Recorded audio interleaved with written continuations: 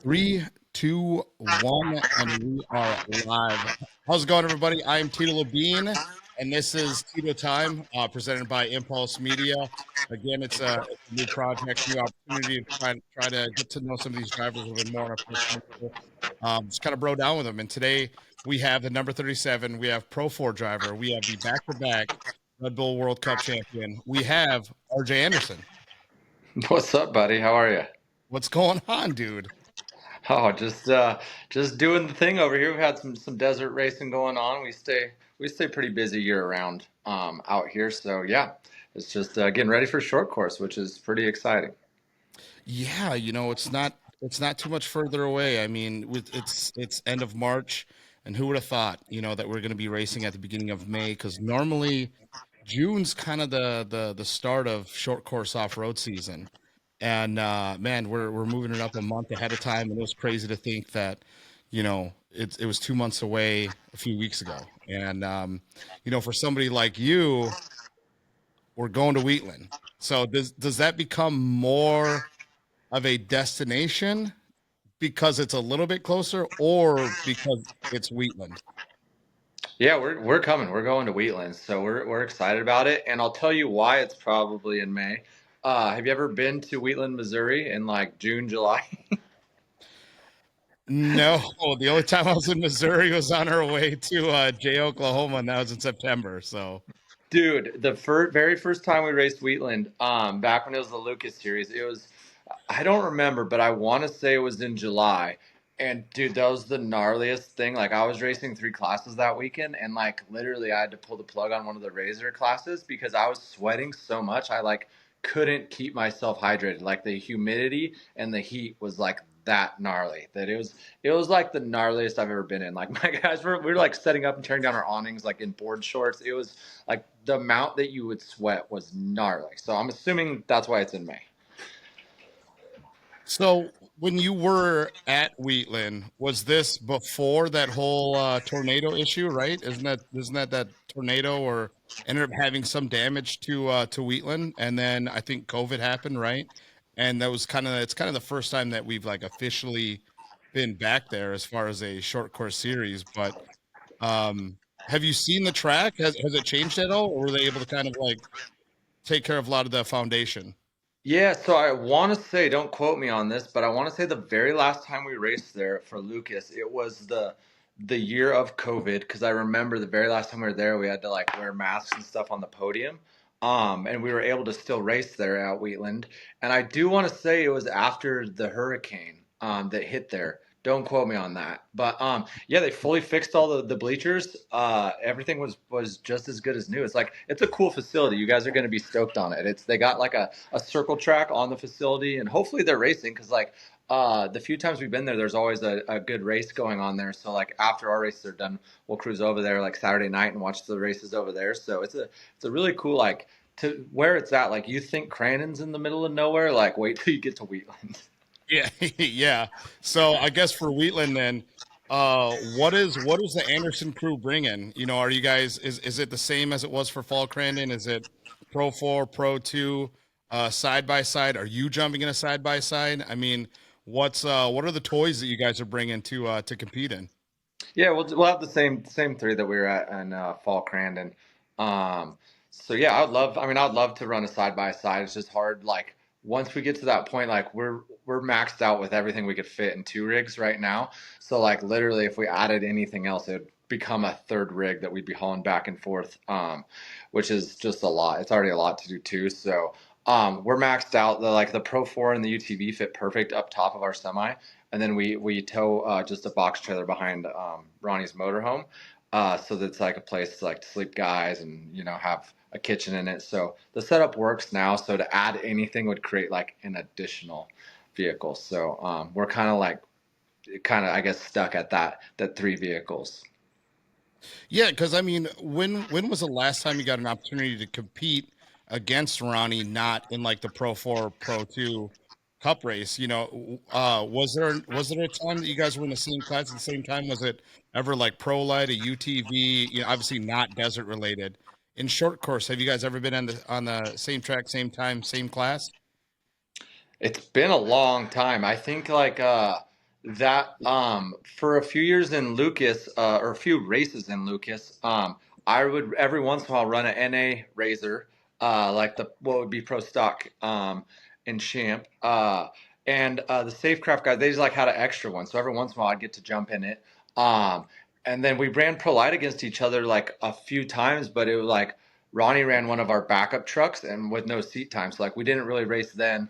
When I raced with him in pro stock, like he was quite a ways in front of me.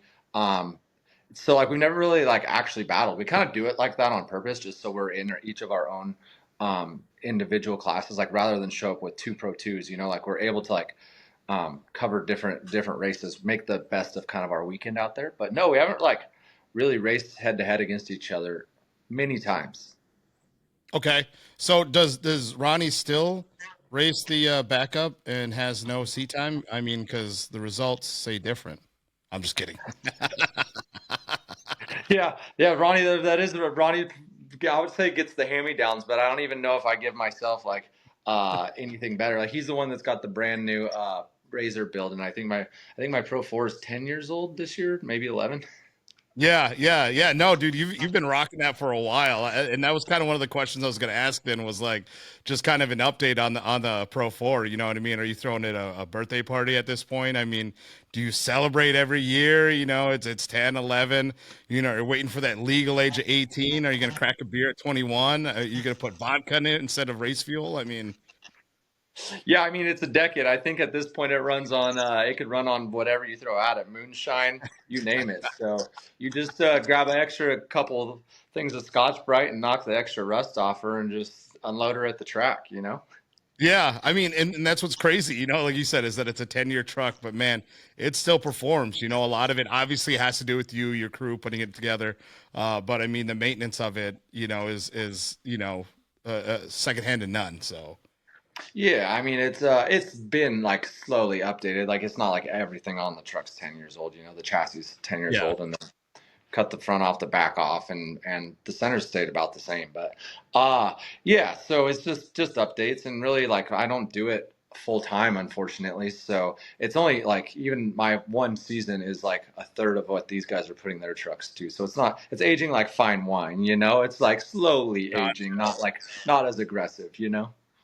gotcha. So it's like the opposite of dog years. You're getting, Exactly. you know, this thing's realistically 4 years old. You know, at this Yeah, point. exactly. That's the way I like to look at it. You know, like it wasn't mine the first 2 years of its life, but since I've had it, you know, it's in 8 years, it's only aged maybe three.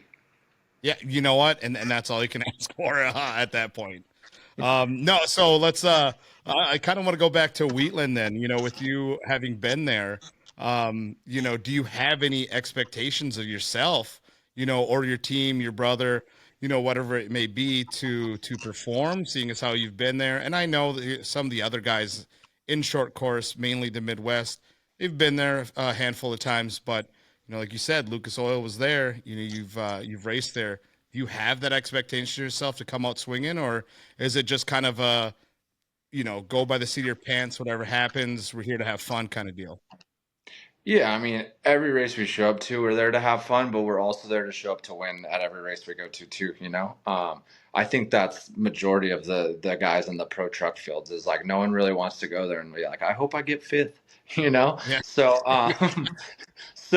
I mean I for sure probably have more time there than majority of people, but at the same time, I mean like it's been I don't know 5 years since we raced there, so who knows what conditions the track's in. I mean we know how it plays out a little bit more than others, so I mean we maybe have a little bit of an upper hand, but everyone in the pro classes is obviously fast and is going to adapt quick. So I mean like maybe we could win practice because of our experience, which is a big deal, you know, when you come away Yeah. with a win practice. But yeah, I mean, we're showing up to obviously try and win races. What I'm excited about is I think like honestly, when us being part time guys, like when we show up mid season and if we are doing good, we get like raced more aggressively. And what I mean by that is like if we're doing good, someone that's like full time and is like in third and I'm in second, they're like I have to get by RJ, you know, like Yeah. like in their mind, like I get their thought process because I would feel the same way. Like this guy like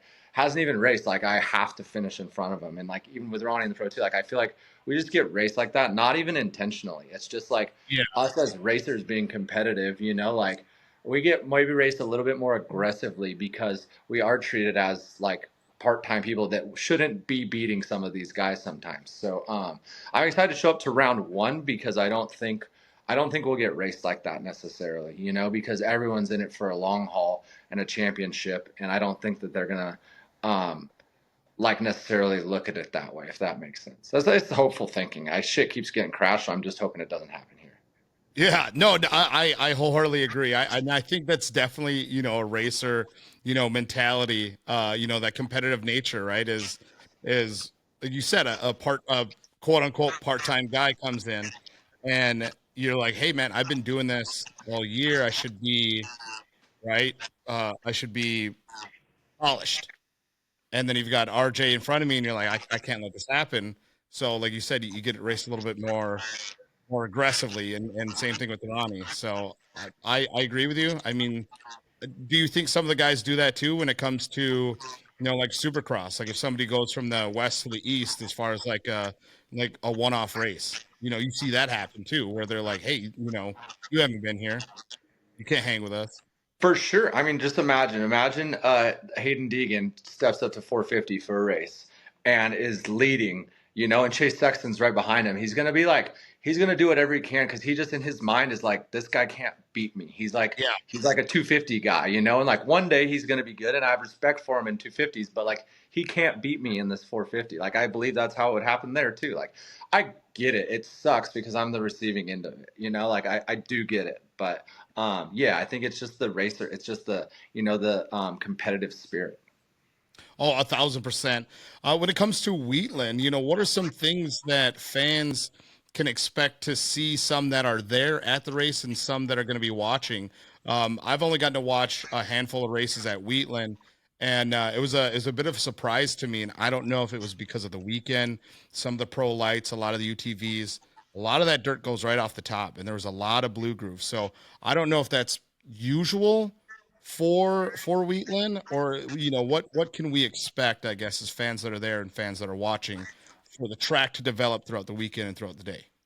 Yeah, for sure. No, I would say we can expect that, and I could say honestly, I bet it's going to be even worse than what you've seen. Because Champ runs more races, and it's like back to back to back to back. Like in Lucas Oil, there was a little bit less races, and so a little bit more time for track prep.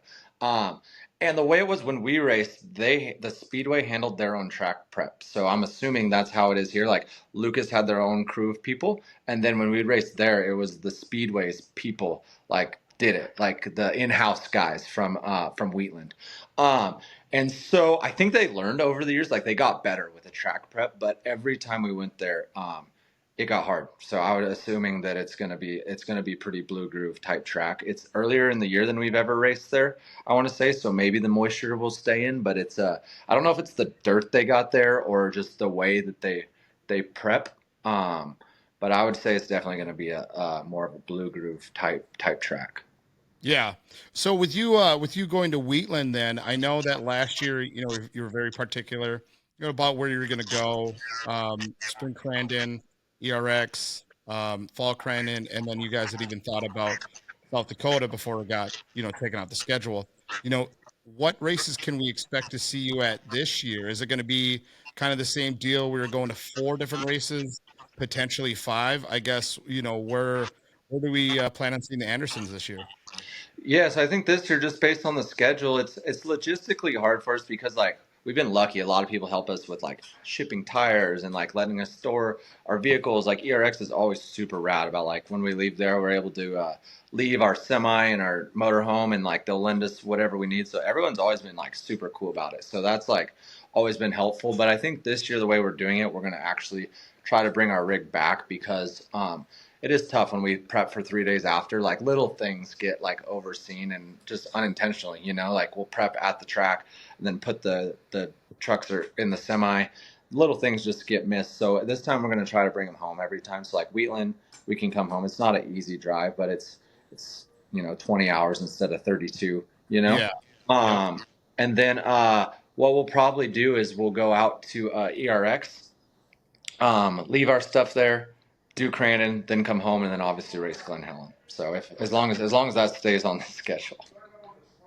Yeah, yeah. I mean, I didn't get a chance to watch the racer on demand um little thing last night Jeffrey did. But I didn't get a chance to talk to him about it. But again, Glen Helen, is a topic that I was going to bring up a little bit later. But I mean, I guess we can get into it. I mean, just because we talked about your schedule, what are your thoughts? What was your initial thought when you heard about Champ Off Road going to Glen Helen? Well, I think it's rad. I mean, obviously, I'm 30 minutes from Glen Helen, so it's similar to other racers out there. Like I'm literally 30 minutes up the freeway to even maybe even less. So like I'm super close. But I think like even more so of it being logistically close for me, because I've been racing for years, like Crandon, ERX. I've been making the drive for a while now, Oklahoma. Um, so I've done the drive, and I think like what everybody wants is for Champ to be successful, right? They want it to grow, they want it to do all these things, and like to me, this seemed like Champ putting their neck out there because it's expensive. If not, the hardest move is for Champ. They have the most moving pieces of anyone. Like everyone's team has a fairly small circus, and like Champ has the biggest of it to overcome. Between organizing all their people, tech people, whatever it may be. And so like to me it seems like Champ is putting like this out there like, hey, we're trying. Like their season has been solely Midwest based and everyone wants to see them grow, and now they've added Wheatland and Glen Helen. So I think that might be where some of the feedback is, like the kickbacks coming, is that it was two at a time instead of just one. Obviously last year was supposed to be South Dakota, so that it's almost like they still only did one. They kept South Dakota, which would be similar, I guess, to like a Wheatland drive for some of those guys. But to me, I mean, I think it's an awesome move. I may be looking at it a little bit different, and I'm a part-time guy, so I can obviously pick and choose. But like I look at it like, why not Glen Helen? It's a world famous racing facility. Like every bad dude on a dirt bike or anything has already raced to Glen Helen. It's got a great name behind it, and it's like all of our sponsors, like a lot of sponsors in the pro truck class, I'm sure want to see it expand. Like you can only tap the same market so many times. So like now they're even, and I don't know if they plan it like this, but they're coming here at the perfect time. The Sandsport Super Show is the weekend before, which is like a major enthusiast show for off-road, getting the desert season started. Then it's Glen Helen weekend, and then the weekend after is Off-Road Expo, which is also a big event out here on the West Coast. So it's like right in the mecca of like everyone getting fired up on desert season, which is when everyone gets their toys loaded up for off-roading out here. And like the Southwest is like, we don't have short course right now, but it's still like a massive hub of off-road culture. Like it's like what we do out here.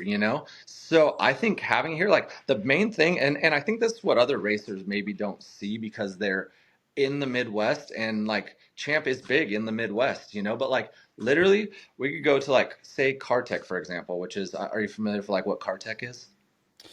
No, unfortunately, I'm not.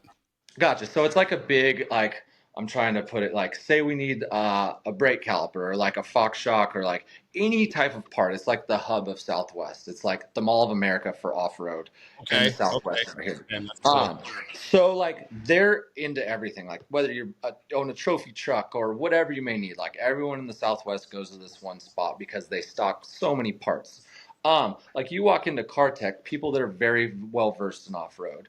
And they're like, "What's up with short course? Is it dead?" Like that's all we hear out here on the West Coast is like no one follows it enough to realize that like they know it's going on. They know Crandon's happening, but they don't even like they don't even realize that we race short course still because they're just so distant from it, and not even familiar with the Champ series. So like I think this coming out here like could be a really good step of like people on the West Coast that have a big voice, have a big say in off road, and helping it grow. I mean, I see like why not? What's the bad thing that happens? It comes out here, it's a flop, and you don't try it again. Like that's the way I look at it. Like I don't see like what is the big complaint that it's a couple days drive, it's some gas money.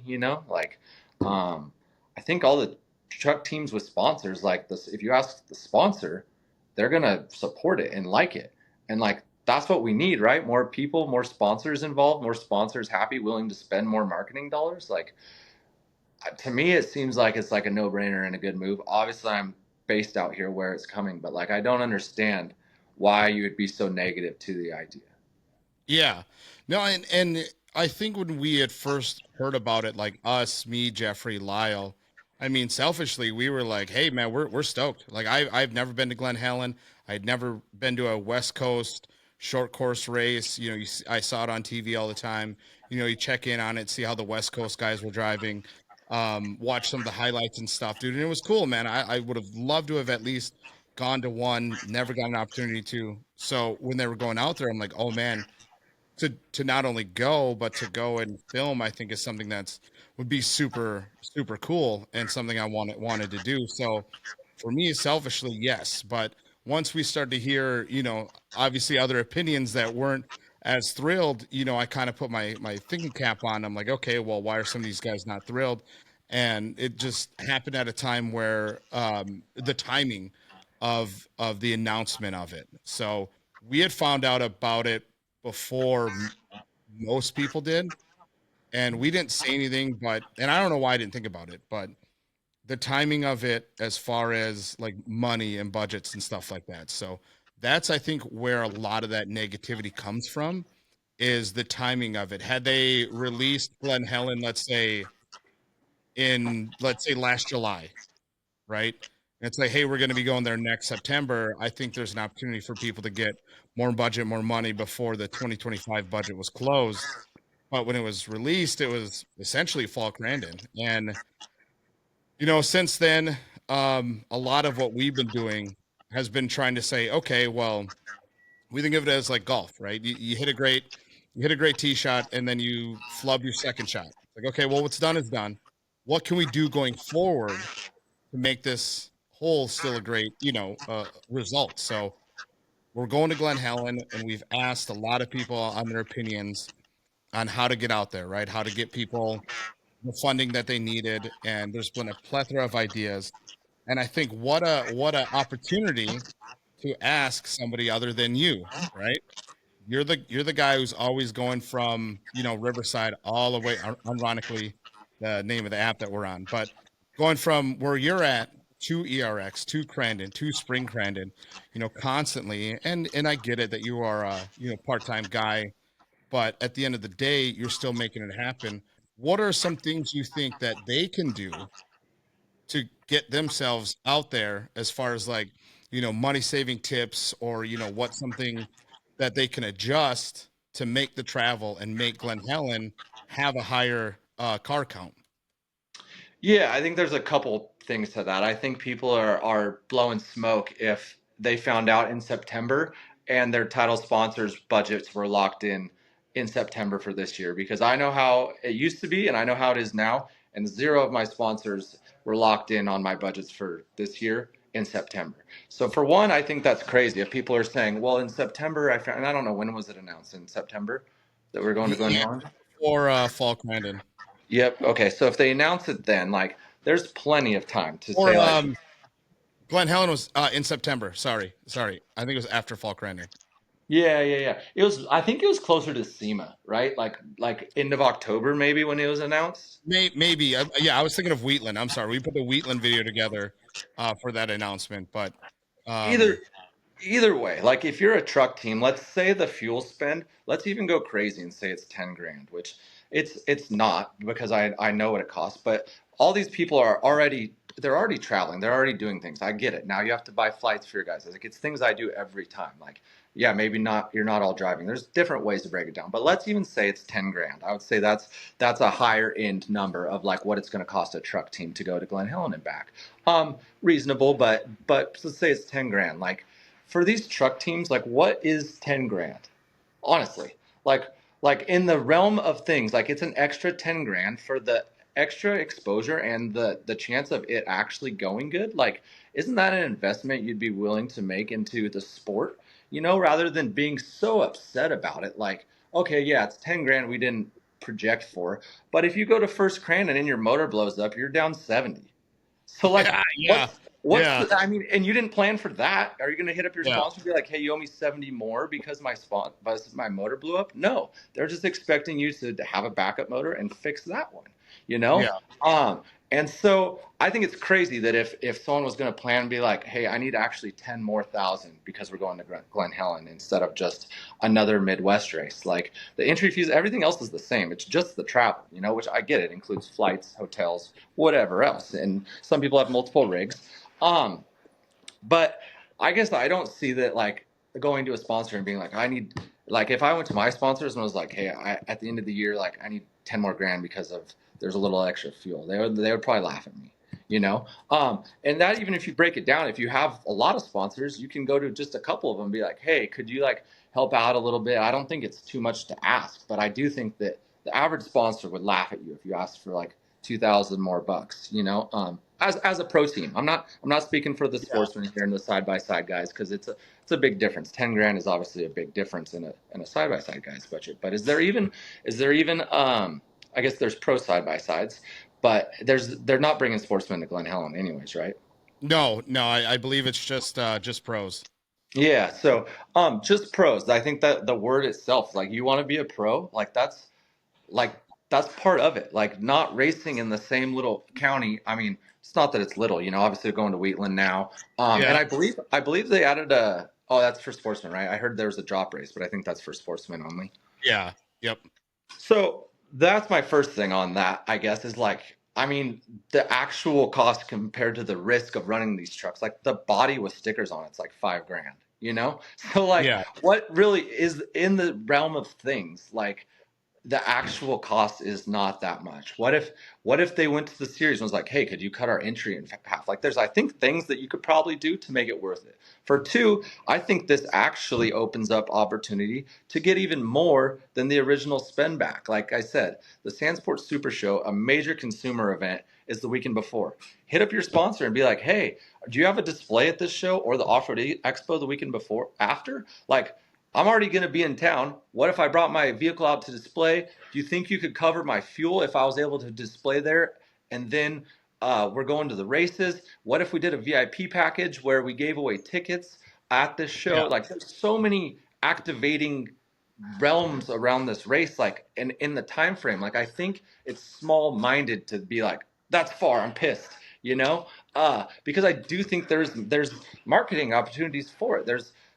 There's reaching out to new sponsors. There's UTV guys that, I mean, the UTV market's massive out here in the Southwest. Like, there's so many companies going to be at these few events. It's an opportunity to go to the sand show and be like, hey, I'd like to, introduce myself, come meet you, go out there a couple days early, market yourself for the next year that's going to come. Even if you're just working out something for the next year, just be like, hey, then you can come to Glen Helen and actually watch this race.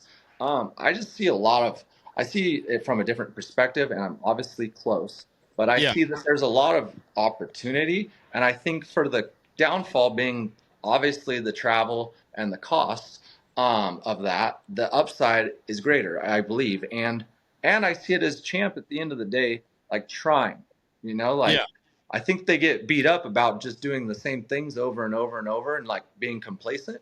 And this just seems like they're trying to me. Yeah, yeah, no, 100%. And that's something that all of us obviously, right, we bring up is we clamor for expansion because we're in the same three states. I mean, the Champ Memes guy said, I think he put up a graphic last year. Where it said Champ National Tour, and it was Minnesota, Wisconsin, and Michigan, and like it was just three states essentially. And so no, obviously we clamor for expansion, and then when it does happen, it's always like, well, not like that. It's funny.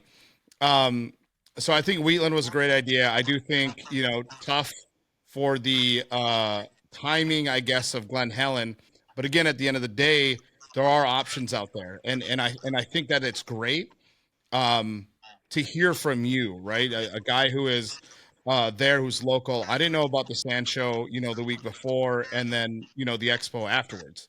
I didn't know that, and I don't know how many other people know that, but I think it's something that why I think we're doing what we're doing with like Tito time or anything that we're doing is getting to address what the big, up in arms is about. So I think that that's great. I think it is a great marketing opportunity. Um, and I think that it's brilliant. Like you said, is just your mind started working immediately thinking about that kind of stuff. So I'm excited for Glen Helen. So do you think then if they waived like an entry fee, would that help? I guess, like you said, what are small little things that could contribute? Because again, at the end of the day, you have to pay for gas, right? You have to pay for fuel. You have to get out there. Something that us at Impulse joke about is, hey man, if you can pay for like our lodging or food or whatever it may be, as long as we can get ourselves out there, man, well, we're fine with it. So in that limelight, is that kind of the same deal? Like, hey, if you get out here, we'll waive the entry fee and we'll put on a show, and then we'll start building this thing for West Coast to bring short course back. Yeah, exactly. I think that I'm, like I said, mostly speaking for the truck teams because I do understand for a UTV guy to haul across, like most of them are working all week and then just going racing on the weekends, you know? So like I get it, but I think there's a realm of that as like, do you want to be a pro UTV racer, you know? Do you want to like keep going? Like Glen Helen is an awesome place to come I mean it's Glen Helen. It's like I said, it's known worldwide. Like if you tell somebody you're racing at Glen Helen, chances are most people know where that is, and I think there is value in it. So for a truck team, like for the series to offer free entry, like it's really just appeasing them. It's like, what does that really do for you, like $1,200, like that is like I mean so many things could happen on the racetrack like for $1,200, Yeah, like I want to say like the like crashing in Crandon, like spinning out in turn one, and like the amount of parts and shit I broke was probably like 22 grand. yeah. I remember you not being the happiest after that. So I mean, but that's what the risk we take. So I drove my shit all the way to Wisconsin, got crashed, didn't have a spare diff, and just had to kind of like work with what I had all weekend and have a big bill when we got home and fix it. But like that, like I'm gonna come back to Crandon, Yeah, you know. yeah, So yeah, and if they offered me a free entry fee, like it wouldn't have changed like the realm of like what happened. So like as truck teams, I think like our risk is already so high. Like the an entry fee, the series, if they offered that, like really all it's doing is appeasing, some people. And if that's what it takes, that's what it takes. I think in the big picture, doesn't really like put a dent in what's going on. So yeah, yeah, I think that there's just more to gain. I think that it'd be cool. And I hit up the series. I didn't know it was coming. I did hear a rumor that it was possibly happening, but I thought that this probably not. And then when they announced it, I'm like, damn, that's rad. And I even hit them up. I'm like, hey, let me know what it takes to like help. Like how could I move this forward? Like how could we make Glen Helen even cooler? So that like when guys yeah, do come from the Midwest, they're like, damn, this was actually worth it. Like is that trying to get a company to like put this last event on YouTube, like live stream it? Like I have like a ton of ideas. Like where can we bring the extra value so people are like, dang, that's actually worth the drive. Um, yeah, so I think that like things like that would be more so of a dangling carrot for like what is the people making noise about always? Like they want better coverage and better social media and stuff like that. Like what if we could bring that to Glen Helen, like and yeah, really like influx it so that the racers that do come or be like, okay, like I'm not gonna lie, like it's not gonna be Crandon, like it like yeah, yeah, and I yeah, hope no one expects that, because yeah. there's only one Crandon. Even ERX does a great job. It's maybe not even going to be ERX, but I still think it's going to be like a good event and good for the sport. Yeah. And when it comes to Glen Helen, what are some things? First of all, I think that it'd be great to have a. It's funny they had a roundtable discussion last night. That's what it was called. But to have just a collective call or roundtable or something. You said between drivers, the series, and I think just addressing like, hey man, like these are the concerns about Glen Helen, and if there are concerns, how can we address them? How can we talk about it? I think it's just addressing the elephant in the room of the timing of it, right, or where we're at right now, right? People feel how they feel. That's how it is, but making like reassurances or saying, hey, here are options, right? That's what men do, right? Is is we talk about the solutions and we don't dwell on, again, you can kind of be in your feels about it, but all right, like, hey, let's move on. What are some solutions? And I think that'd be great, to have those discussions with a West Coast guy like yourself, maybe a couple other West Coast people, the series, just anything and everything. I think it would just be a constructive way of, building Glen Helen, because that would be my next question then is how would you build Glen Helen? I had a funny marketing idea. I was like, we need somebody with a clean record, who would be willing to take a Pro Light or Pro 4 or Pro 2, rip it around LA, right? We got some cameras, and you just go to jail. You know what I mean? I mean, it's just, I mean, because there's no way if you're ripping a Pro 2, Pro 4 downtown, man, ain't no way you're not going to jail. So I think you get some bail money, and you got some people to film it, phones, dude. Any publicity is good publicity, and you pay the bail, and there's your marketing right there. So, I mean, if you know of somebody, or your your record's clean, hey, I think it'd be a good way. And then as you're getting arrested, have somebody film and be like, "Oh, Glen Helen, September 24th, 25th, 26th. I'll see you there," kind of thing, right? Like, I thought this was America. So that Dude, I was don't. my thing. That was my marketing idea for Glen Helen. I mean, you might have a more clever one, but So it might really work and it might backfire. I don't know the last time you've been to California, but there is such just shit going on here nowadays that you might not even get blinked at. They might just be like, "Oh, there's a racetrack driving by." yeah, yeah. Like, I'm Like, gonna oh, go deal with this yeah, crystal meth tweaker on the side of the road real quick. That Pro Two can have at it. yeah, yeah. So, like, I guess, like for you, what would be some good ways of like marketing Glen Helen? Because at the end of the day, the tracks do that here. They market themselves. They market, Lena's got to market Lena, Cran's got to market Crandon. How would Glen Helen be able to market itself and be able to get people there, like you said, when there's a lot going on in California? Yeah, and it's funny because it's always been different out here. Like when we raced Lucas, so to speak, like it wasn't like that where each track's self-sufficient. It was Lucas coming in, paying the fee, and then Lucas is in control. Like for Yeah. example, how we have to pay to park at every track. Like I don't know if you knew that. Like we buy a spot at every Yep. track we go to. That wasn't even out west. Like we didn't pay for a pit spot at any track. Like Wheatland didn't pay. Glen Helen didn't pay. Lake Elsinore didn't pay.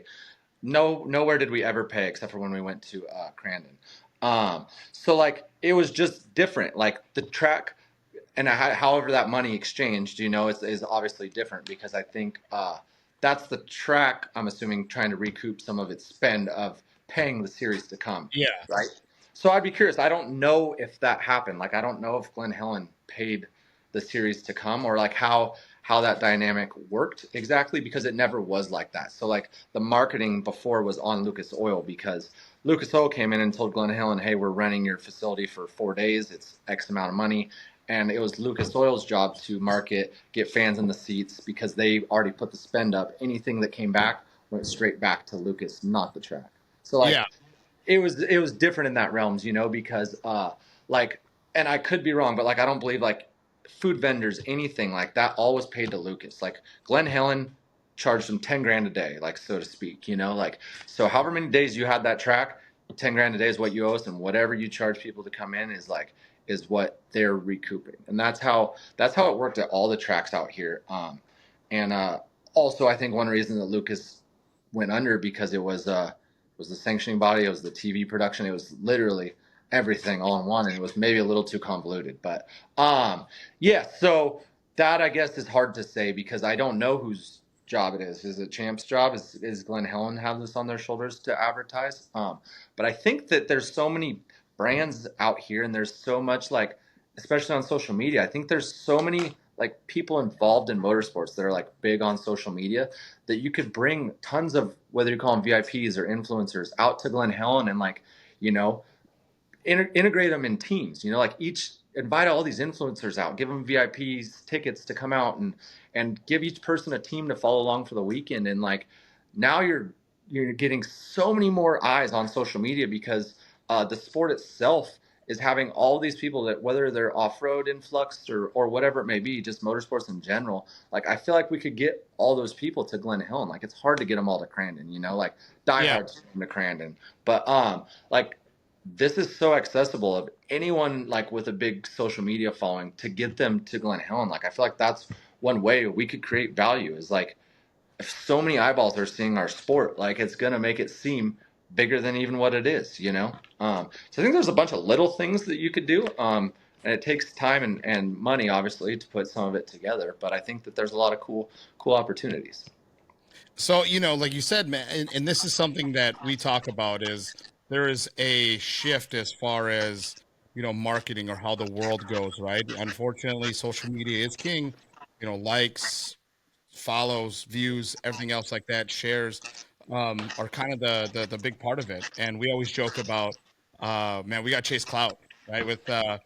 With how kind of small of a series it is. So, you know, a good start would be, your boy Brian Deegan. I from what I understand is that he'd be showing up, and I want to do a Brian Deegan impersonation so bad, but Do I it. do it all the time. And hey, Brian Deegan here, man. We're gonna be at Glen Helen. Where it all started on the West Coast, man. Just OGs everywhere you look, dude. I remember racing against Jeremy McGrath, man, and War Dog. When I ghost rode it at the Coliseum, uh, Glen Helen, man, show up. So that's my Brian Deegan impersonation. You killed it. But see, like, coming back to the Southwest and Glen Helen, like, Brian's gonna have that influx of bringing fans, you know, Yeah, because yeah, it's people that have followed him. Like, it's harder for Brian to get people to show up to Crandon or ERX, you know, because yeah.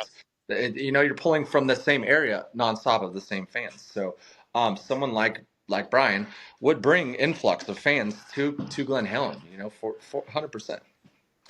Dude, how baller would it be? Yeah, but I think it's during Super Motocross. I think it's one of the last weekends, maybe. Um, Dude, get a pro light for Hayden. Put his goofy ass in there. I mean, Yeah. can you imagine? Exactly. Or even if Haley used to throw down in the truck, Yeah, so they could get yeah, a seat for her. Like, I think that's good ways to like get eyeballs on the sport. You know, I mean, you know how it is. Think of when Travis shows up to Crandon. Like, yeah, dude, that's massive for our sport. You know, Travis Pastrana is a household name. And I think the Deegans are now too. So like, for them showing up places like that is massive for the sport all on its own. And like, yeah, sometimes that's going to cost a little bit extra money from our side, but that's one of the ways of trying to grow this thing, I think. So yeah. And dude, I even said like, I was like, just start talking shit to a bunch of the desert guys. I mean, this we had it on our off season show. I think last weekend we were talking about it. I was like, just start talking shit to the desert guys. Be like, hey, Doug Mateg, bum. And fucking Bryce Menzies, taller bum. Just Brock Hager won one time in a pro light. You just start talking mad shit about those desert guys, and then they got to come out. They got to show out, right? Like, hey, yep. dude, that's your turf. It's your hometown. Are you gonna let us talk all that And, shit? Or and I'll tell you what, 100%. If short course grew and became like a big thing out here in the Southwest too, like, those guys would all come back. Like, there's no doubt about it, you know. And that's one reason they've all, and us as well, gone desert racing. It's like, I would way rather race short course full time. I just, from logistically where I'm located, I can't do it with all my guys. They got families, you know, like the travel. We'd have to rent a shop, be gone too much, and just, I don't have the sponsorship budget to do it. Staying in the same Midwest region is one reason I can't sell it to my sponsors. You know, yeah, not saying that like one Glen Helen race is fixing that for me. You know, I'm not saying that at all, but I think it's a start of continuing to build the series, because what it really needs is a strong series that we all support, and then hopefully the series itself blows up, gets more money, and filters it back down to us. That's what we want, right? That's how it will work for it to be successful. So I think this is a good step. And even if it doesn't, like, I think there's no reason like next year Glen Helen could be off the schedule and then the year after it come back. Like, I don't think that it needs to be like, oh, it needs to be on every year, but I think it's good, like, just because I live in it, and a lot of people don't. Like, in the Southwest, everybody thinks short course is dead and isn't even happening. Yeah, and that sucks. You know what I mean? Is you talk about you would love to do short course full time, and it is some of the most badass racing. Of course, I'm biased, right? I grew up right next to Crandon. Basically, went to high school there, and I think it's great, man. Nothing compares to it. The only thing that's ever compared to it is maybe Rallycross. I mean, that's always been cool. That's always been badass. I enjoy watching that. But as far as jumps, flips, wrecks, atmosphere goes, I mean, nothing ever compares to it. So I think, like you said, man, Glen Helen is a great start. We also discussed potentially like rotating West Coast tracks. You know, you have you start out your season. We built a like the perfect race list would be, you know, Glen Helen end of March, Chandler, Arizona in like April, Wheatland in May, and then June you got Spring Crandon. July would be ERX after Millville, because that's the biggest thing, man, is that we're Dude, going up against Millville. again. Yeah, well, so dude, that's what it was last year. That was the biggest issue. I know 'Cause for years, right? But is it like that again this year? I don't, I don't know. I think it's going to Saturday, Sunday this year. I do So know that. I do know that for sure because I saw that and I emailed Megan at Champ and was like, hey, just because trying to like figure out flights and stuff like is it actually Saturday Sunday? And she confirmed it's Saturday yeah. Sunday this year. So maybe they're thinking that this moto crowd will come Sunday, but they're gonna be way too hungover for that. Oh, dude, 100%. And it's been so hot, man. Like you know that if you get drunk at a Yeah, moto thing on Saturday, yeah, you ain't coming. yeah, I mean, it's worth an effort. It's worth a shot. But Yeah, I think the weekend after Millville, because it seems like Millville is always the weekend after 4th of July. So, yeah, um, and then in August would be Park River, and then you got Fall Crandon. Would kind of be like an idealistic um, schedule. yeah. I agree though, and you just touched on this, and I feel mixed ways about it, but I actually like the season ender not being Crandon. Oh, And okay. the only reason is, and obviously not chasing points, but Crandon is always going to be special. It's the World Cup, like Yeah, say for example, like last year with CJ winning multiple championships, like it all kind of got drowned together yeah, because it seems like that weekend it really only matters, and he still won the cup, but it kind of seems like say he didn't win the cup and someone else Keegan won the cup, like to me it seems like well Keegan would get all the hype from the weekend.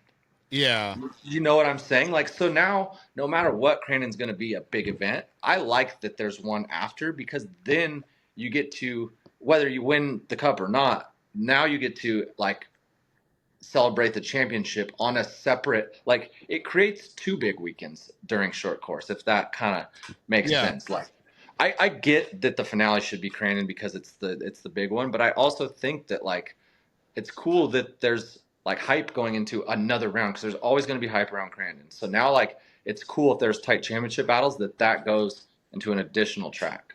yeah. In a fantasy world, right? Let's say money's not an option. Let's say you get to book it. You got Fall Crandon. Would you do one more race weekend after that, or would you do something like end of September into October? Would you do two more? And if you do one more, what are your thoughts on people that are like so far out of points? Would you try to book it closer to the Midwest, or like I guess what are your thoughts? Like I said, fantasy booking here, money's not an option. Yeah, that's hard, right? Because if you're out of points and you're had a tough year, like why go, right? Other than if you have sponsors and you're committed, right? That's Yeah, kind of how it works. Is like you tell sponsors we're racing 8 rounds, like yeah, you might be pissed that Glenn Helen's at the end, but you already told them I'm doing this championship. You're not going to not show up to the last race leading the points, right? yeah, Um, so yeah, to me, this is solely me. Eight's I think almost too many. Like okay, we did it during Lucas and it worked, but we were 1 month apart. So we'd race March, April, May, June, July, yep, August. I think we even skipped one of the summer months. So like it was mostly minimum four, mostly 5 weeks apart. So like we had quite a bit of time. Like this every 2 to 3 weeks is hard yeah, for those guys. Like it's got to be hard. And but I get it. In the Midwest, that's the only way to pull it off, right? You can't be racing right now in the Midwest, right? Is there still snow on the ground? Here there is. It's melting away right now, but we had a big snowstorm not too long ago. So Gotcha. So like you can't race now, and really not much after Crandon, right? Maybe like for a month. yeah, end of September. You would be pushing it end of October because it snowed in Crandon in October before. There, like even in high school, we had one or two snow games while I was there. So Yeah, gotcha. So yeah, so like you guys are committed to that schedule, right? To like to get all the races in, it's committed to that, and that's probably why you see Wheatland maybe in May, so it can stretch that out a little bit. Obviously Glen Helen, 3 weeks after Crandon is still tight because you gotta drive, you know. But I think if you spread out, to me, 8 weekends is too much, but it's like where do you trim the fat, you know, because yeah. that's hard also. Like I would love, like even with them like 5 I could totally pull off. Plan on 4, and that's when whatever the Oklahoma series, whenever they got everyone all hyped up, and then which is another thing, everyone was hyped on the Oklahoma thing, and it was going to race out here and out there, and everyone was hyped on it, but now Champ does it and they shit on it, you know. Well, I think it's because the purse of it was had a lot of zeros behind it, and this is necessarily a few less zeros. Yeah, yeah, I get that. I get that. But yeah, like I think 5 or 6 even, you know, is a lot more doable because you're doing two. I liked the idea of two in the West, 2 or 3 in the Midwest, and one in the South. I guess you could call it. I don't know what would you consider Oklahoma? Yeah, yeah, Oklahoma. I think it's funny. It's almost like centralized, right? Yeah, Just the Central America. I mean, you've got the Midwest, and you've got the West Coast, and it's just such a there's just plains everywhere, and it's almost that like meeting point. yep, yep. Yeah. But it's hard, right? Because how do you get rid of so many Midwest tracks? Like you can't, you know, like there's got to be for sure one Crandon, for sure ERX, for sure Bark River, right? So then like you're already to 3 there. Crandon wants to have 2, obviously, and then now you have all these other tracks also. So it's like they're important. So yeah, I don't know. It's hard. That's almost where like it was. At the time, I think everyone wanted one series, but when there was Lucas and Torque or whatever, 2 series, it like worked because there's West Coast, and then you could go to the Midwest whenever. They still had 8 rounds. We had 8 rounds. You could kind of pick and choose. You know, it's hard. 8 for me specifically is too many, but I don't think for a series it's necessarily too many. You know, like what series has less than 8? You know, like no professional one. Yeah, yeah, and something too is we obviously want to be and strive towards stuff like F1, Supercross, NASCAR, these races that are happening weekend after weekend. But I think you have to take a look at our sport and realistically look at what it takes to kind of put these things back together as far as the budgets that are being put out there. Another thing that we discussed, you kind of touched on as far as it goes is our streaming, right? Is some people aren't super thrilled about flow, and vendors Who's aren't. happy about it? I mean, I'm sure there are. I think the people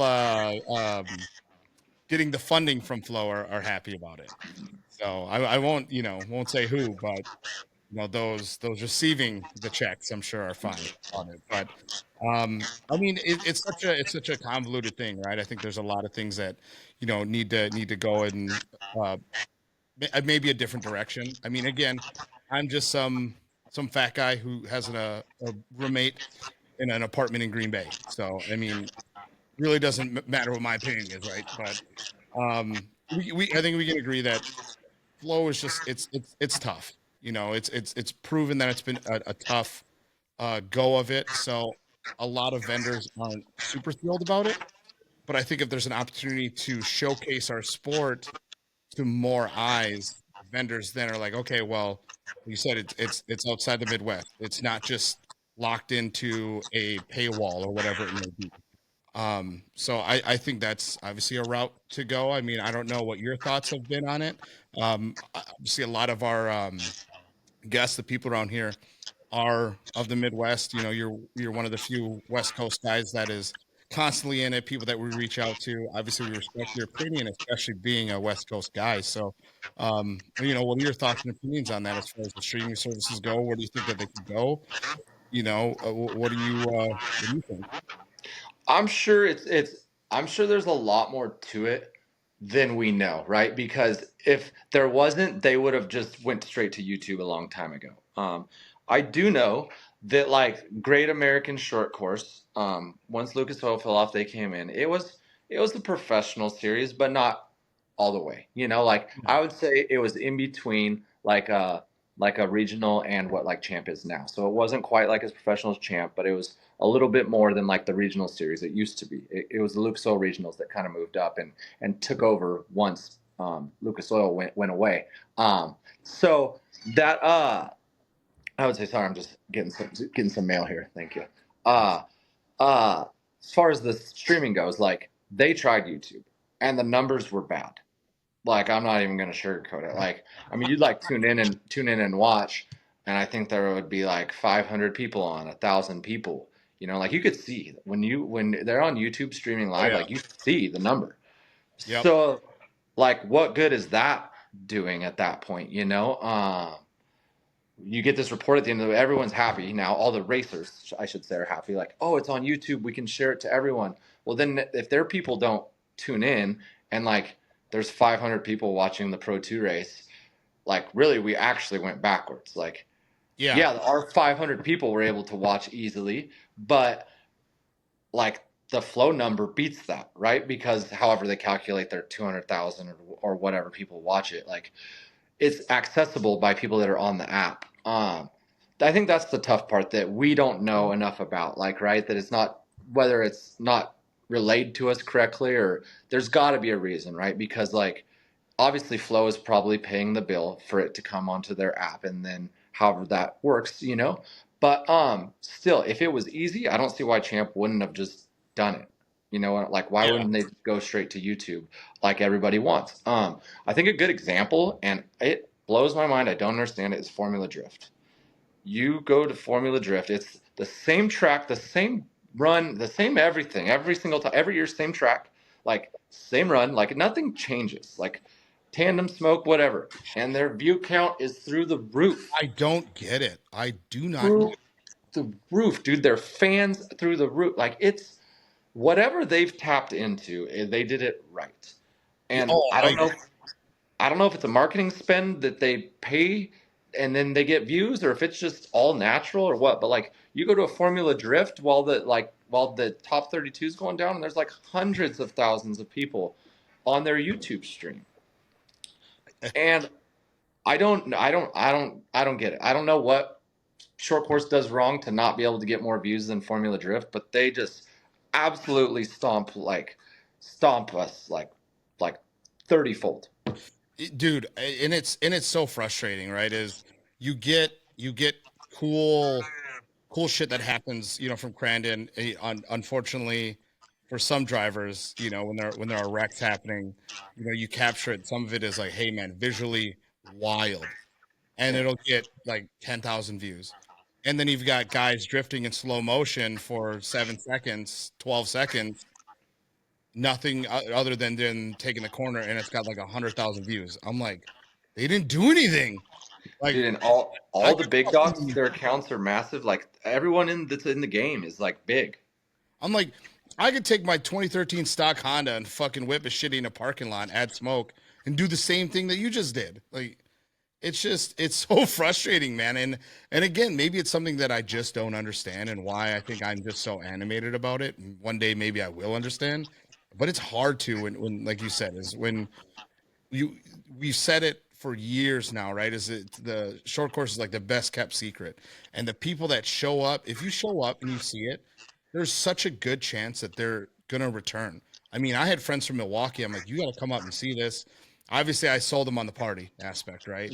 We got hammered. We dressed up like superheroes and WWE characters and stuff. And but dude, they showed up one time and they kept coming back. They keep coming back. I mean, I had a buddy from Scotland show up, happened to be on Labor Day weekend, told him to go. He went one time and dude, he worked his ass off. to save money and show up again just because of the race, dude. He thought it was incredible. So it's like you get him there, and there's a good chance that these people, you know, arrive back. For sure. Yeah, yeah, exactly. It's frustrating, right? What do we not get? Like you brought it up earlier, even rallycross. Like that's cool, right? It's how many times has that failed? Oh man, dude, and that's what I didn't get either was Rallycross, Nitrocross, whatever it may be when they had it at ERX, man. I loved it, dude. I thought it was great. I watched almost every fucking race. If I wasn't peeing, I was or getting a drink. I was watching every race. Yeah, exactly. It's good racing. It's like exciting to watch, but it's failed so many times too, on a similar I guess level as short course. So I'm not saying that short course is failing right now.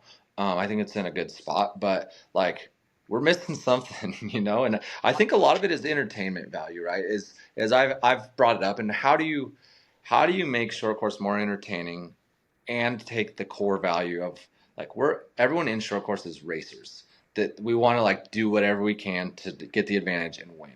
Yeah. Like, so if you bring entertainment into that, like, I'm not saying go full Monster Jam on it, but like, how do you blend that? How do you make it more entertaining, more of a show, um, and keep the competitive spirit? It's hard, right? You got to kind of pick: is it entertainment? Is it racing?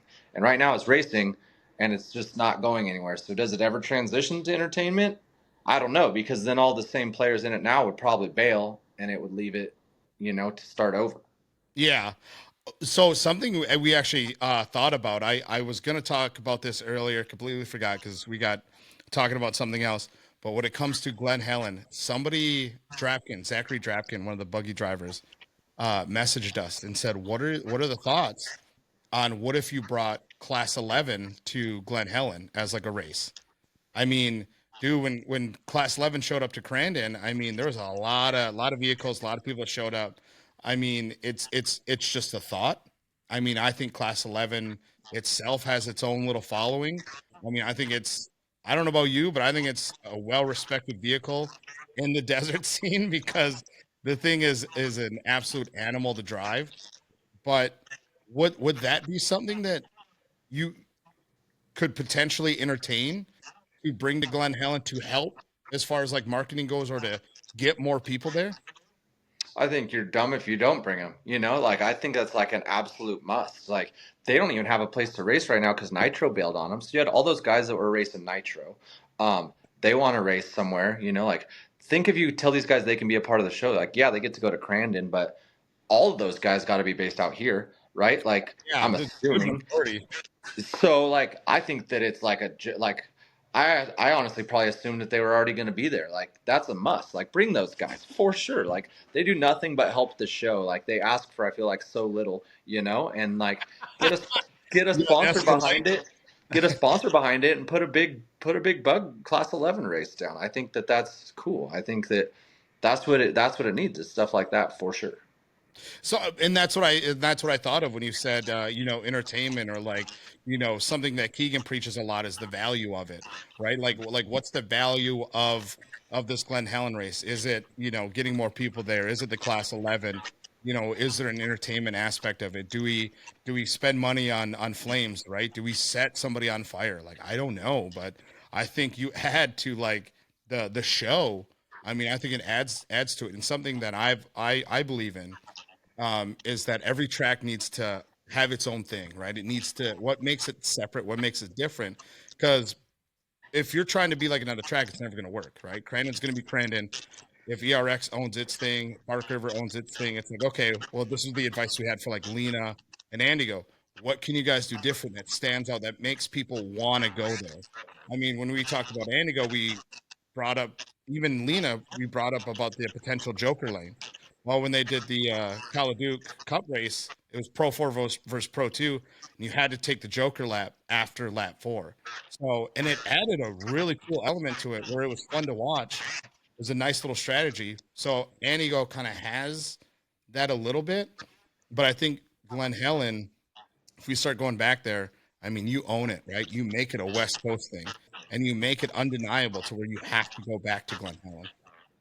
Yeah, exactly. Like you said, like you're going against what you should if you're trying to be like Crandon, because like Crandon's Crandon. So I think 100% that is like why does so many people come to Crandon? Because it's fun, right? Like Yep. it's cool to go to. It's like a blast. Like I'll be honest, rarely do people go because they want to watch the race. Like it's that's an added bonus, right? Oh, Like you get to see rad racing, but like your experience there is so cool between the parade, the people, the fans. Like you're not going to ever get that out here in California. You know, you're not going to get that Midwest camaraderie, like the fans that are just absolute diehards.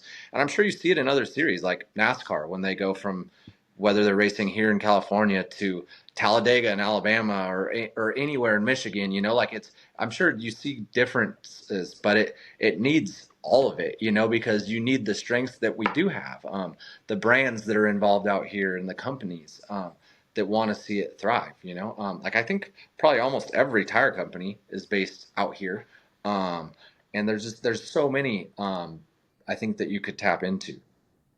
yeah. No, I mean, I'm excited for Glen Helen. I hope that, everything kind of everyone gets their ducks in a row. The marketing's there. I think the class 11 is a great idea. I think as it gets closer, I think I even now, I think you got to start now. You got to really start building, towards Glen Helen. I'm excited for it. We also had talked about potentially Chandler, Arizona. I know I brought it up a little while ago. And we talked with, or CJ got a chance to talk with Mike Ruggi as far as like the difference in tracks. It was cheaper to go to Glen Helen, but would you be willing to pay a little more if it means going to Chandler? That's more of a year-round used facility. Would that be something of interest to you? Oh, for sure. Chandler's a great track. Honestly, Chandler, like as far as racing goes, is way better. Glen Helen's small. The dirt is like kind of like wash, so it like goes from hard pack to sandy. Like it's brutal. It's cool because it's different. It's like moto. It's gnarly. You know, like Glen Helen can be gnarly. It could be really dry. It could be really rough. It can be a mixture of things. But it's small. Like no matter which way you break it down, it's in a small area. You know, but it makes it different than anything that's on the champ schedule now.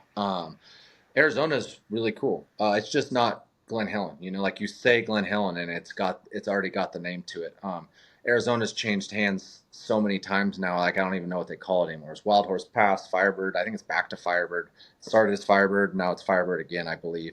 Yeah, that's a great facility, and I think it's a really cool one and one that they could go to in the future for sure. Because I think that was one of my favorites on the Lucas circuit for sure. Yeah. So I mean, if let's say Glen Helen goes great, what would your viewpoint be for 2026? I mean, let's say Glen Helen obviously is on the schedule right now. Let's say they release the schedule or talk it over. Would you be okay ending 2025 with Glen Helen, but then starting 2026 with Glen Helen and then doing a Wheatland and then kind of going back to the Midwest as far as the rest of the schedule goes? Yeah, for sure. And like I said, I don't think that it needs a West Coast every single year. I mean, I think it helps, you know, but like if it's really strapping the drivers as much as it seems, then like I don't think you need to do it every year. But I think that maybe they'll see, hey, it's helping, you know, and like the series is taking the biggest risks on it. I honestly believe. So is that like what you think that it would help? Like people would be happier to start out here than end out here? I think so. Yeah, there's just kind of a collective thought as far as that goes. I think geographic efficiency, right, is like the start of the year. Your budget's at its most, and again, this is obviously for West Coast or Midwest guys, Yep. right? Yep. Your budget's at the most. You can go out, you can do your California race, you can do your Wheatland race, right? And you still have a national series. And let's say you don't do too hot, well, then you can limp it around to go to Crandon, go to some of these local races. Maybe, you're like, hey, man, if I have to cut out a race, I'm going to cut out something really tight like Andigo or something tight like Lena, maybe a track that I haven't been super good at, and then you still can make the show as far as fall Crandon goes. And that's just again thoughts of 2026. Obviously, perfect scenario, right? You have a race almost every month. That would be cool, but that's just the thoughts as far as like geographical efficiency, budget, stuff like that. Yeah, I think that's a great idea. To me, it doesn't matter like what time of year. I don't think. And now like I didn't ever look at it that way because I'm going back and forth no matter what. So like it does. I believe the series would get more racers to do it in the beginning of the year for sure. Like you said, they have the budgets. Everyone's excited. Like everyone's gonna kick everyone's ass the first race, you know. And then like you get to the last one, you're like, well, that didn't work, you know. So, Yeah, yeah. I mean, um, if you think about the hype of like A1, right? Is dude, the hype is there. So I think you start out West Coast. I mean, it's West Coast home turf, so you guys have got a little bit of gassed up pride there to kind of defend that home turf. And then you end at Crandon, and I think some of that needs to come back as far as the West Coast Midwest rivalries go. And I think the only way we can do that is by including West Coast tracks, West Coast drivers, and making it, a thing. Yeah, for sure. And I think even like in the Pro 4 field, like I'm from California, Mamer's from down here. Chenny, I believe, lives here. I think he has a shop back there. But and Okay. then like Trad from Henderson's he was in California, you know, Northern California. But like there's still a lot of people that make the trek. Ricky G. And then like Beats obviously on the far other coast, so it's far for him no matter where he's gonna go. But I think it does definitely make more sense starting out here for sure. And like March is like a perfect time to race out here. September could still be like scorching hot at Glen Helen. Yeah, yeah. So, and that's another thing too. You think about is temperature wise. Glen Helen, whatever West Coast race it may be, March, April. Still pleasant. May, Wheatland is still kind of in that area. Tornado season hasn't really picked up just yet. You're kind of tinkering on the beginning of it, and then you moved into the Midwest, where then the hottest weekend has usually been ERX in Elk River, Minnesota. Yeah. So it's not too bad. I think it makes a lot of sense. I think it'd be cool. I think it'd be great. Um, and I guess that's schedule stuff, as far as it goes. A few more questions here before I let you go is for you, what would make sense for you in order to come back full time? I mean, just let's say the pieces go right. I mean, take into consideration the schedule, West Coast races. Would you be able to do two, one in the middle, a few Midwest? What would it take for RJ Anderson to come back full time? Because I'm sure you're aware, you have a lot of fans out here. There's a lot of people that enjoy you, enjoy your content, enjoy your brother, enjoy your photographer. Videographer is a trash can, but I mean, your photographer top tier. Um, I you know, gotta bring someone for you guys to pick on easy, you know? yeah, yeah. He's an you know, easy target. your videos are always overexposed. I mean, pictures on point, but uh, but what would it take for Ronnie and RJ to run a full season?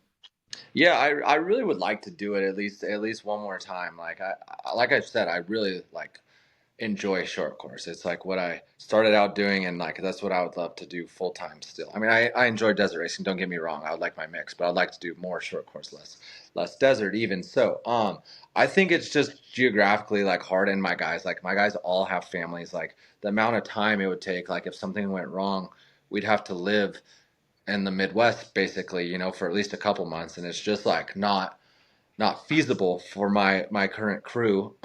So coming out west makes it easy for me. Glen Helen easy, Wheatland easy to go there and back. It would probably take like less events. Like if I would like five, six would probably be doable. But even how it is, like I get it. I feel like that does hinder the series a bit, lowering the count. Like it needs to be a professional series. Like it needs a decent amount of rounds. So like I get why it has so many. And I'd like to do it. I'd like to try to pull it off at least one more time. In my career, whenever. I don't know when that is. I don't have like an idea. But I would like to do like one full season just one time because I enjoy my time in the Midwest. Like it's like big racecation for me. Like we're racing and like trying our best, but like it's so like to go like be in front of the fans. Like desert racing, there's no fans. You're just seeing the same dirt bags week in and over and over and over and over. And Yeah.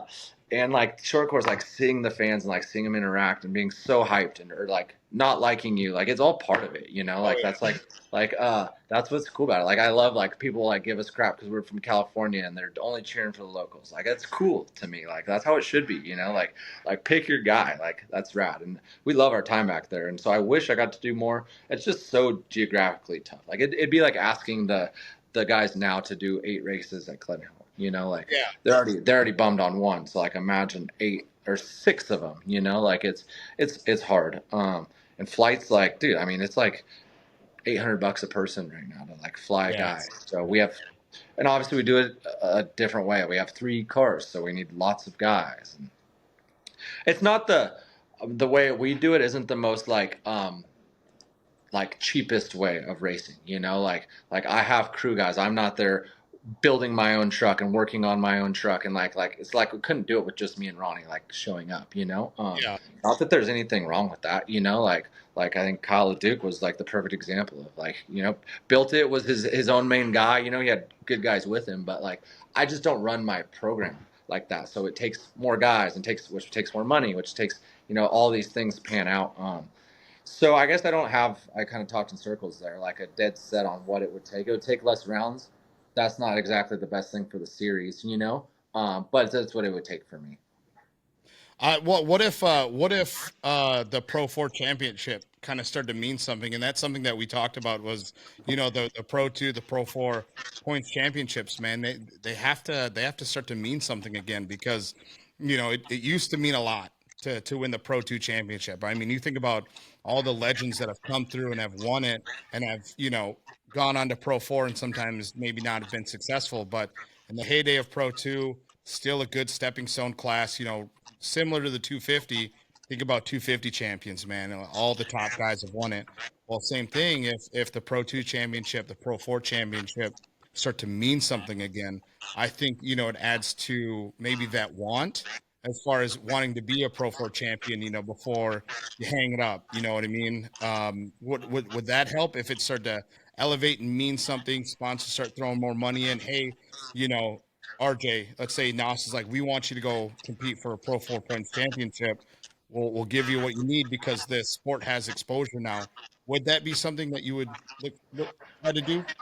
Yeah, for sure. I mean, that would be the goal, right? And I feel somewhat like, obviously not the only reason, but guilty of that is like we pick and choose some of the bigger ones, you know, and it works, and my sponsors like it.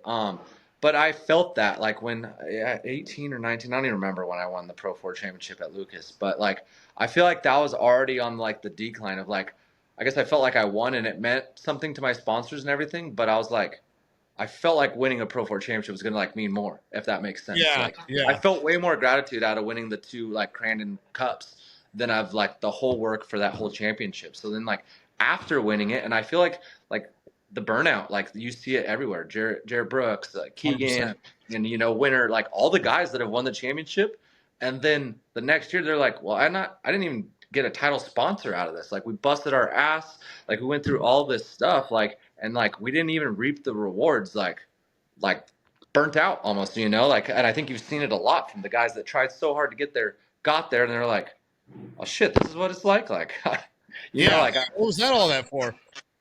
yeah, so I do think that would help for sure. I don't know the answer to that, it'll take a slow build, like it's not going to just come all of a sudden, but I think that, yeah, or maybe like if a sponsor got behind it and put up like big dollars, or I think it'd always be cool, like I don't get why no one's ever put together like a challenge cup type purse. Like Crandon has 2, like Pro 2 versus Pro 4. If another track added one, like it's at least another, like, who's the triple crown of Pro 2 versus Pro 4. Like, Yeah. there could be a top Pro 2, top Pro 4, and then like combined of who got the most points, or whatever, like something cool, something to mix it up. Yeah. Like maybe No, that's a thing one of these other tracks could add, like if Lena's already doing a 2 versus 4, like maybe they become part of the triple crown and it's enticing other people. yeah. No, I agree. And What was I gonna say? Oh, the Pro 2 championship. We joked around. That was like if you won it, it was like the kiss of death.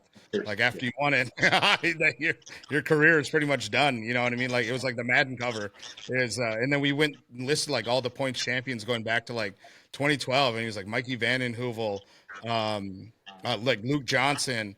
I mean Keegan, Kyle Kleiman, dude, he's out. Jarrett Brooks, Corey Winter.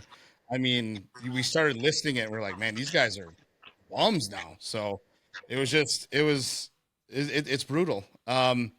So one of the last questions, kind of the last section segment, kind of wanted to talk about is that RJ, I wouldn't trust you to pull out of a driveway anymore. You yourself are a father. Yeah. It's rad, dude. Coolest thing. Like, it's one of those things I've seen. Like, I've had friends, and like you see people posting about their kids, and it's like, okay, I get it. You have a kid. Like the amount of photos you post about him, like, doesn't really change the fact that I know that you have a kid. You know. And Yeah. now, like, being a dad, like, dude, it's like the coolest thing that's ever happened in my life. And now I'm like, I get it. Like, all I want to do is post a photo about my kid, and I know everyone's looking at this and being like, I get it. I get it. You have a daughter. Like, we don't give a shit. You know. So it's Yeah. like now I'm on the other side, and like I finally see, like, it's like the coolest thing that's ever happened to me. So it's been fun. It's been a learning experience, but it's totally worth it.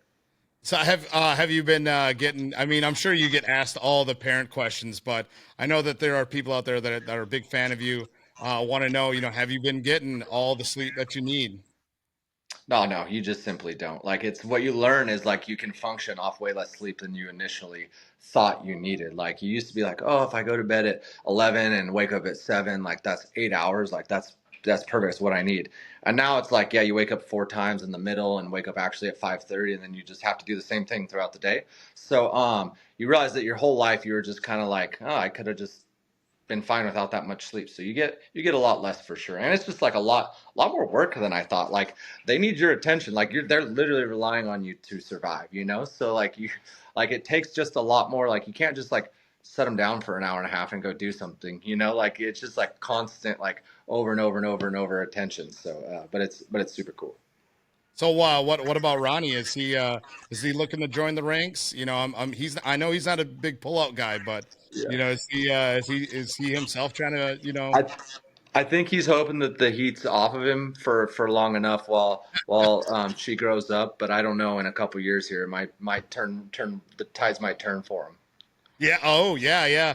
Is he man, maybe you can tell me later on, but is he still dating that same girl from Yeah, London? Okay. yeah, Yeah, yeah. dude. He was a fucking meanie, bro. I think I told you this before.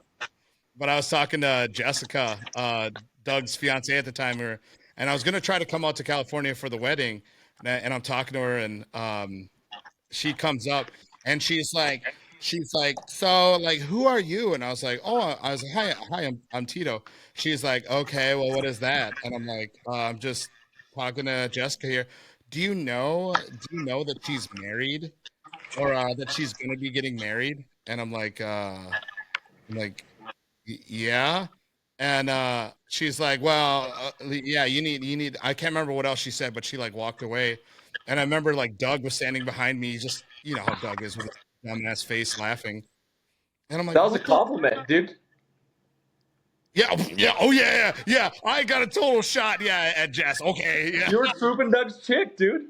yeah. Just a big local, big native local, and pack him in, sweeping in on Jess. I'm sure that's super believable. And I That's remember awesome. I was like, who the fuck is that? And he's like, oh, that's Ronnie's girlfriend. I'm like, I'm gonna go tell Ronnie that his girlfriend's a bitch. I was like, That's so dude. funny. So, and then I think I met you guys again at MAO. I mean, again, you guys are nothing but great. Your girls, your ladies are lovely. It was a good time. Um, That's actually, so fun. I have my old phone there from when we went to MAO, and I have this baller picture of you and your lady, and you played beer pong against Yeah. me and Lyle. So I'm gonna put something up and be like, damn, these guys are parents now. So I think that was the only race I won that whole year, and it was a beer pong game.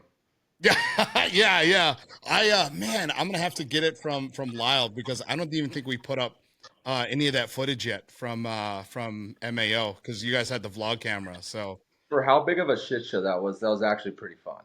it was a really good time, and it's not the we talked about it the other night on the podcast. Is it wasn't like the facility, it wasn't the place. It was just the person and like the promise and stuff like that that kind of give it a bad rap. But the facility itself was great. I mean, I think they could do a lot more with it. I wouldn't mind going back, but again, it's all contingent on people showing up and fans and stuff like that. You want it to be, worth it. But For uh, sure, for sure. And I will give Champ the benefit of the doubt on that one because they could have just said, "Screw you guys all bailed on us." But it's pretty cool that they came back for us. Like they didn't go anywhere, and because we all, I mean, me included, I was ready to jump ship for the big checks and the TV and all the things they promised. So it's cool that Champ didn't hold that against us.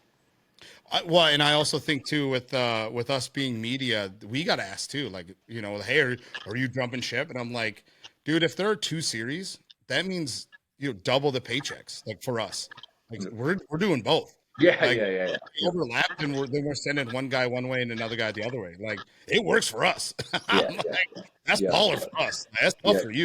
yeah, So. yeah. But no, hey, RJ, thank you so much, man, for taking time out of your day. Like you said, new father, you got a baby girl, and it requires a lot of attention. So for us to take, an hour and a half of your time, man, I really appreciate it. It's great to hear about your thoughts coming from a West Coast driver, us going out to the West Coast. I'm sure we'll bring you on again at some point to talk more, after Wheatland or after ERX or whatever it may be. Love having you on, dude. You're probably a top five guest. I think a lot of people enjoy. I don't know why, but a lot of people enjoy Doug because of his kind of unfiltered, unmitigated ass, where he's just, how he is, man. Yeah. And I love Doug. I love you. I love your camera guy. Love your brother. But that's about it as far as like your camp goes. I mean, that's about the line. Yeah, I'll have to drug. Well, see, that's the cool thing. Like, if we go to Glen Helen, like Doug, all those guys are gonna show. So I'll try to bring him back out to drag him to. I'll try to get him to race Glen Helen. Screw showing up. Try to get him to drag something out of that shop and come race.